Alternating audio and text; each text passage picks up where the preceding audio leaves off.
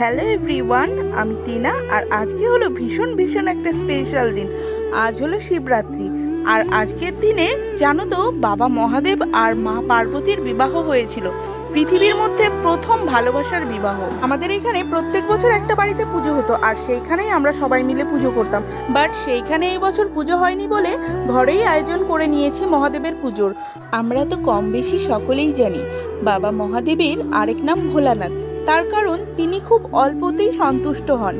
তার জন্য শুধু মনে ভক্তি আর ভালোবাসা নিয়ে তার আরাধনা করলে তিনি তার ভক্তদের কখনোই নিরাশ করেন না। তাই দেখো, আমিও সব কিছু নিজের হাতে গুছিয়ে বাবা মহাদেবের পুজোর আয়োজন করেছি আমার মনের মতন করে। দেখো, त्र्यम्बकं यजामहे सुगन्धि पुष्टिवर्धनम् उर्वारुकमिव वन्दनां मृत्युर्मुक्षीयमामृता।